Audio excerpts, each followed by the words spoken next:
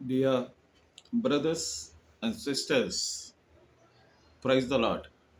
Dear friends, praise the Lord. Those who are living all over the world, my dear friends, today you are all are safe. మీరంతా క్షేమంగా ఉన్నారని నేను తలంచుచు దేవుని సన్నిధానంలో కొద్ది నిమిషాలు గడపాలని ప్రభు పేరిట మీ మిమ్మల్ని మనవి చేసుకుంటున్నాం. బైబిల్ గ్రంథమందు విలాప వాక్యములు లెమెంటేషన్స్ 2వ అధ్యాయము 19వ వచనం చదువుకుందాం. నీవు లేచి రేయి మొదటి జామున మొరపెట్టుము, నీళ్లు కుమ్మరించున్నట్లు ప్రభు సన్నిధిని నీ హృదయమును కుమ్మరించుము. నీ పసిపిల్లల ప్రాణము కొరకు నీ చేతులను ఆయన తట్టు ఎత్తుము. ప్రతి వీధి మగను ఆకలిగొని వారు మూర్ఛిల్లుచున్నారు. In English, a rise cry out in the night, at the beginning of the night watches, pour out your heart like water before the presence of the Lord. Lift your hands to him for the lives of your children అని వ్రాయబడి ఉంది. నా ప్రేమటువంటి సహోదరి సహోదరులారా, Bible గ్రంథం హెచ్చరించేటువంటి ఈ సంగతులు ఏంటంటే, దేవుడు దయగలిగిన వాడు, ప్రేమ కలిగిన వాడు. ఈ రోజున అనేక కుటుంబాలు దుఃఖముతో, నిట్టూర్పులతో, వేదనలతో, నిరుద్యోగ సమస్యలతో, కలహములతో, సమాధానం లేకుండా, సంతోషం లేకుండా అనేక కుటుంబాలు ఈ రోజున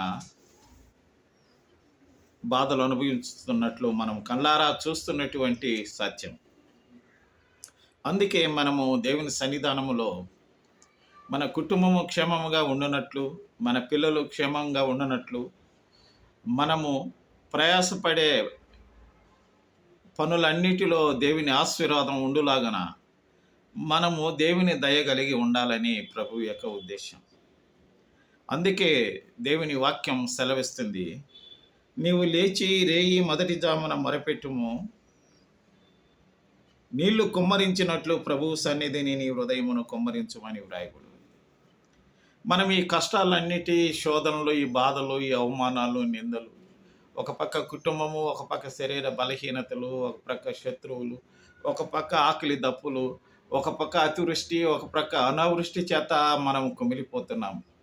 నా ప్రేమటువంటి సహోదరులారా, వీటన్నిటి నుంచి మనము తప్పించబడాలి, కాపాడబడాలి అని అంటే, మనము వేకువజామునే లేచి మొదటి జామున మనము ప్రభు సన్నిధానములో నీళ్లు కుమ్మరించినట్లు ప్రభు సన్నిధిలో మన హృదయాన్ని కుమ్మరించుకొని ప్రభు దగ్గర మన మనవులు చెప్పుకొని, మన కష్టాలు, మన శోధనలు, మన బాధలు, మనం ఏ విషయాలలో బాధపడుతున్నామో, ఏ విషయాలలో నిద్ర పట్టలేదో, ఏ విషయాలలో మనం క్షీణించిపోతున్నామో, ఏ పాపములో మనం పడి బయటికి రాలేకపోతున్నామో, ఏ పాపము మనల్ని బలవంతం చేస్తుందో, ఏ పాపం మన కుటుంబాన్ని పాడు చేస్తుందో అన్న ఒక ఆలోచనతో ప్రభు సన్నిధానంలో ప్రభువుతో మాట్లాడేది నేర్చుకోవాలి, ప్రభువుకు ప్రార్థన చేసేది నేర్చుకోవాలి. వేకువజామునే, మొదటి జామునే మనము శ్రద్ధ కలిగినటువంటి వారు ఐశ్వర్యవంతులు అవుతారని బైబిల్ గ్రంథం అంటుంది. అలాంటి శ్రద్ధతో మనము ఆసక్తి కలిగినటువంటి వారంగా మనము దేవుని సన్నిధానంలో మనము ప్రార్థనకు దేవుని సన్నిధానంలో కాచుకొని దేవుని దగ్గర మనము నీళ్లు కుమ్మరించినట్లు ప్రభు సన్నిధిన మా హృదయమును కుమ్మరించాలి. అలాంటి యొక్క ప్రార్థన దేవుడు ఆలకిస్తాడు. పగిలిన హృదయముతో మనము పాట పాడినా, విరిగిన మనసుతో మనము వేడిన మన ప్రార్థన తప్పకుండా వింటాడు. ఆ ప్రార్థన దేవుడు గనుక నా ప్రియమైనటువంటి సహోదరి సహోదరులారా, నీవు ఈ లోకములో ప్రతిరోజు బాధపడుతున్నావా, కష్టపడుతున్నావా, శ్రమ పడుతున్నావా, హింసింపబడుతున్నావా, లేదా జీవితంలో విరక్తి చెందుతుందా? వీటన్నిటి విషయంలో దేవుడు నీకు నాకు మనందరికీ చెప్పేటువంటి యొక్క ఆ శుభవార్త ఏమనంటే, మనము రేయి మొదటి జామున ప్రభు సన్నిధానంలో ప్రార్థన చేయాలి. ప్రార్థనకు మన యొక్క హృదయాన్ని కుమ్మరించాలి. నా ప్రేమటువంటి సహోదరులారా, ఇలాంటి ప్రార్థనకు దేవుడు జవాబిస్తాడు. దేవుడు తప్పకుండా నీ మొర ఆలకిస్తాడు. నువ్వు ఎవరి వలన బాధపడుతున్నావో, ఎవరు నిన్ను బాధ పెడుతున్నారో, ఎందుకు నీ కుటుంబము అభివృద్ధి పొందలేదో, ఎందుకు నీ జీవితము సాఫీగా జరగడం లేదో, ఆర్థిక ఇబ్బందుల్లో కొంతమంది, అనేకమైనటువంటి అప్పులలో, అనేక మంది బిజినెస్ నష్టాలలో కూరుకుపోయేటువంటి ఈ దినాలలో ధైర్యంగా నిబ్బరంగా దేవుని సన్నిధానంలో ప్రార్థన చేయండి. ప్రభువు గొప్పవాడు, సర్వశక్తి అయినటువంటి దేవుడు. రెండవది, నీ పసిపిల్లల ప్రాణము కొరకు నీ చేతులను ఆయన తట్టు ఎత్తము. చూడండి, మన ఇంటిలో మన అభంశము తెలియనటువంటి పసిపిల్లలు, వాళ్ళకు ఆహారము, వారికి ఆరోగ్యము, వారికి విద్యాభ్యాసం, వారి మంచి చెడ్డలు, వాటన్నిటి బాగోగులు ఈరోజు చూడటం చాలా కష్టతరం. అలాంటి రోజుల్లో మనము దేవుని యొక్క సన్నిధానములో మొదటి జామున మనము దేవుని యొక్క సన్నిధిలో మన హృదయాన్ని కుమ్మరించి మన బిడ్డల కొరకు, మన భార్య కొరకు, మన భర్త కొరకు, మన యొక్క బంధువుల కొరకు, రక్త సంబంధాల కొరకు, లోకములో మన ఇరుగు పొరుగు వారందరి కొరకు, ఎవరు ఏ బాధలు అనుభవిస్తున్నారో వారందరి కొరకు, ప్రభుత్వ అధికారులు కొందరు కొరకు, అనేకమైనటువంటి బాధలలో, హింసలతో, వేదనలతో ఉన్నటువంటి బిడ్డలందరి కొరకు మనము చేతులెత్తి పరలోకం ముందున్న తండ్రికి మనం తెలియచేస్తే నిజముగా దేవుడు ఆలకించే దేవుడు, కరుణ కలిగిన దేవుడు, కటాక్షం కలిగినటువంటి దేవుడు. కాబట్టి ఈ రోజున ఆ దేవుడు మనకు తెలియచేస్తున్నాడు, నీవు వేకువజామునే మొదటి జామున లేచి నీ హృదయాన్ని ప్రభువు దగ్గర కుమ్మరించు, నీళ్లు కుమ్మరించినట్లు.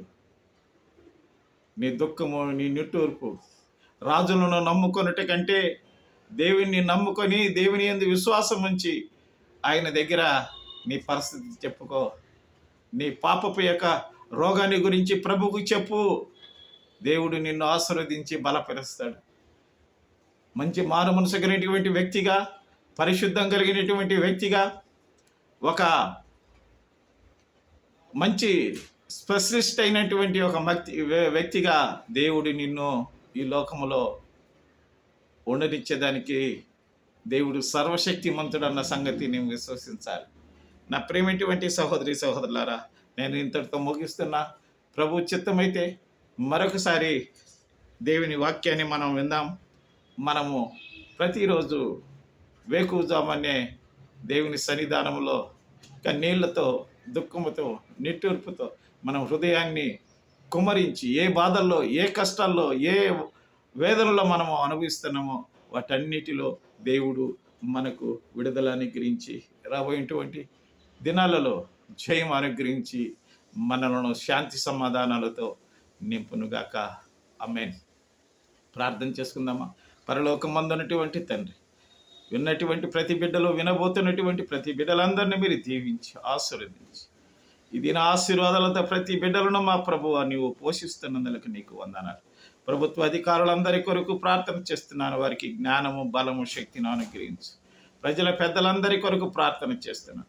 ప్రజలందరి కొరకు ప్రార్థన చేస్తున్నాను. అందరు విధేయులై నీకు అనుకూలంగా ఈ భూలోకముల స్వామిని చిత్తానుసారంగా జీవించే భాగ్యం, సంతోషము, సమాధానము అనుగ్రహించమని కూడా ప్రార్థన చేస్తూ, కంటతడి చేత, దుఃఖం చేత, నిట్టూర్పు చేత, వేదనల చేత, అంధకార శక్తుల మధ్య పాపం చేత నాయనా మా తండ్రి వేదనలు అనుభవించే బిడ్డలందరి కొరకు ప్రార్థన చేస్తూ, అట్టి బిడ్డలందరికీ నీ కృపను అనుగ్రహించి నీ బిడ్డలకు తోడుగా ఉంటున్నందుకు నీకు వందనాలు చెల్లిస్తూ యేసుక్రీస్తు నామం పేట ప్రార్థించి వేడుకుంటున్నాము తండ్రి.